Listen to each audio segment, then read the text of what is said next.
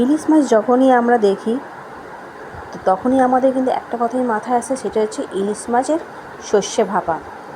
তবে এই সর্ষে ভাপা তো খেতে খুব ভালো লাগে, সাথে কিন্তু আমাদের খাওয়ার পর গ্যাস বা অম্বলও কিন্তু হয়। কথাটা ঠিক বললাম না ভুল বললাম, সেটা কিন্তু তোমরা অবশ্যই আমাকে কমেন্টে জানাবে বন্ধুরা। তো আজকে আমি এই মাছটাকে এমনভাবে করব যাতে কোনো রকমের গ্যাস অম্বল না হয়, আর এই টেস্ট অসাধারণ কিন্তু একই রকম যাতে থাকে, যেরকম আমরা মানে যখনই করি ইলিশ ভাপা, ঠিক তার থেকেও বেশি সুন্দর কিন্তু হবে এইভাবে করে খেলে। আর সাথে কিন্তু কোনো রকমের গ্যাস অম্বল হবে না।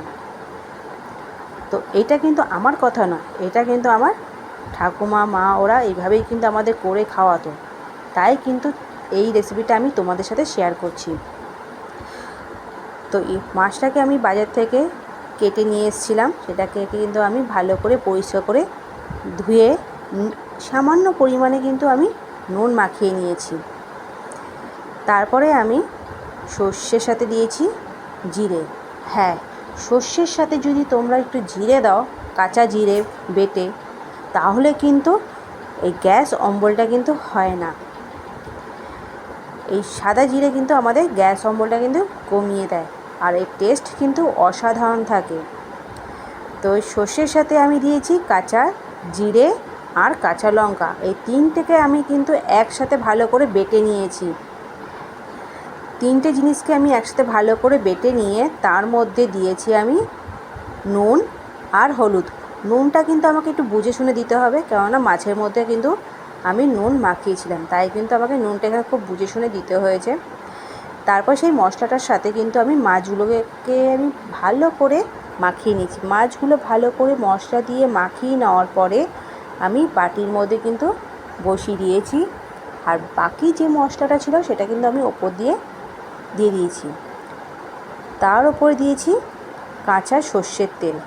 কাঁচা সর্ষের তেলটা দেওয়ার পরে আমি একটুখানি উল্টে দিয়েছি। উল্টে দেওয়ার পরে আমি তার মধ্যে দিয়েছি একটা কাঁচা লঙ্কা, তোমরা চাইলে দিতে পারো, নাও দিতে পারো।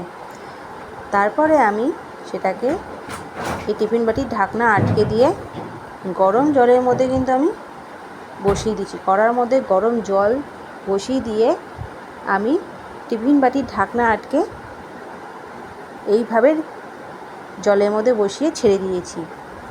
10 মিনিট আমার সময় লেগেছে এই মাছ কিন্তু ভাপা হতে। 10 মিনিট পর আমি, দেখো তোমরা দেখতেই পাচ্ছ জলটা ফুটছে।